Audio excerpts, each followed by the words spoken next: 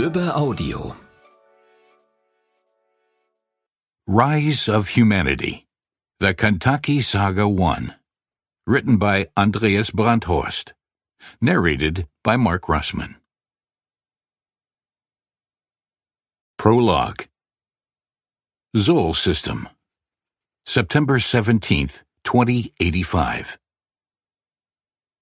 Mother Rirk walked into the pilot's dome, the room that formed the center of her ship's hyperdimensional structure.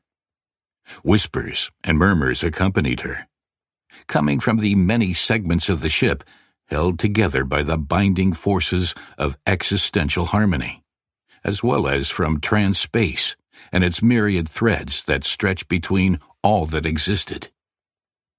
The Kantaki's two multiple eyes, each consisting of thousands of tiny visual organs, added visual impressions to the constant whisper of data voices.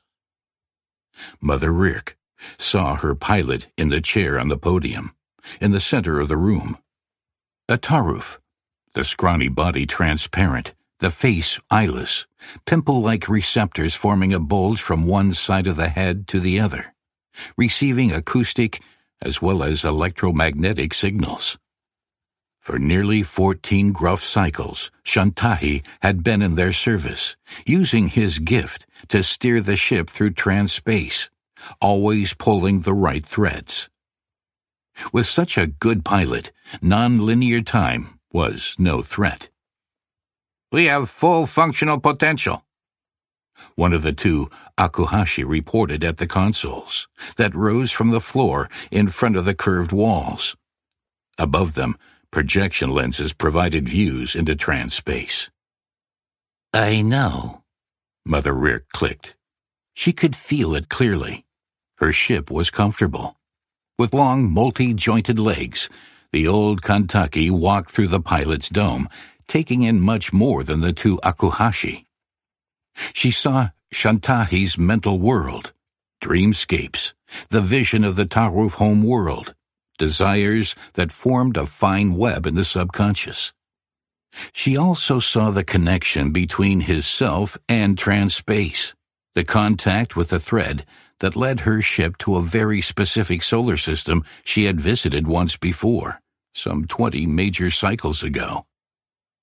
As Mother Rirk expanded her own self a little, she felt the comforting, sublime presence of the spirit, who had become matter and was living through the great cosmic ages to learn and experience.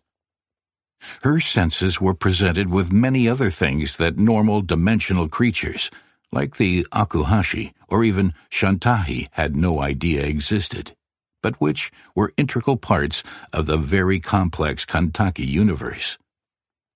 The energy pulsating in nonlinear time, the fine lines between the actual and the possible, the quantum geometric structures of hypertime beyond the ordinary timeline, the subtle, fragile web of causality that permeated the basic structures of time and could not be altered. For the sake of continuity, a law to that effect was contained in the sacred code. Even before Mother Rirk reached the center of the pilot's dome, the transition had taken place. Her ship left trans-space, slipped back into the continuum, dominated by ordinary space-time, and the voices changed, sang a different song. The many projection screens on the high walls showed the destination system, a distant sun with 9 planets, 4 of them with rings, one with particularly prominent ones. A shell of debris surrounded the solar system, and the Kantaki ship, as black as space, glided through it and approached the outermost planet, a captive stray. Until now, Kantaki had barely moved in his pilot seat, but now he sat up. "We're here," he said simply. "You have done well again," the Kantaki clicked. "Thank you, Mother Rirk," the Taruf replied. A shadow seemed to creep through his body, clouding his transparency, evidence of how much he appreciated the Kantaki's praise. "I believe we have come at the right time this time." one of the two Akuhashi said. The species we observed during our last visit has continued to evolve and has reached contact levels. We are receiving and analyzing the data from the probes left behind. 20 grand cycles for the inhabitants of the third planet, this time, was equivalent to about 2,000 orbital cycles. Life existed not only on the third planet of this sun, but also on, or rather in, some of the moons of the gas giants. Life, Mother Rick knew, existed wherever physical conditions did not entirely prevent it. The probes have found relics of the La Kimesh, said one of the two Akuhashi. Unlike the other, he wore a dirial that connected him directly to the ship's main systems. The many processing nodes and analysis modules built into it allowed him to quickly correlate data. That's hardly a surprise, Mother Rick clicked.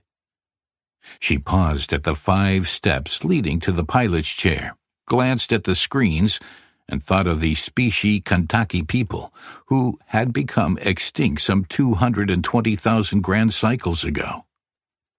The Lakimesh had visited many solar systems in the galaxy. Are these active or passive relics? All passive, without exception, the Akuhashi replied. He turned his head briefly and looked at Mother Rirk out of 2 black eye slits that crossed his shriveled face vertically. A Horg ship was here, he added. When? Half a grand cycle ago. It picked up the probe's signals and acknowledged our priority status. That didn't always happen, Mother Rirk knew. Sometimes the Horg ignored such signals and offered their transportation services to suitable cultures, despite an established Kantaki priority claim. In this case, the clan leader in question had probably not considered the situation profitable enough to risk conflict with the Kantaki Big Five. We have received and evaluated all the data, the other Akuhashi reported. I'll take care of it. The old Kantaki opened herself to the ship, and once again the singing changed, becoming a narrative voice. Images flooded into her consciousness, the meaning of which she grasped at once. An alien culture, a people who called themselves human, not steeped in knowledge like the Kantaki, only touched, gently touched, still without true knowledge.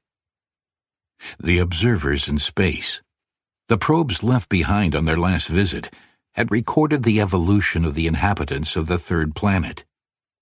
Wars and aggression had marked much of their history, and the events of the recent past were no exception. 2 orbital periods ago, an asteroid had crashed into the third planet, Earth, the work of a group gathered around the so-called Illuminati, a human named Jonas Jacob Hudson.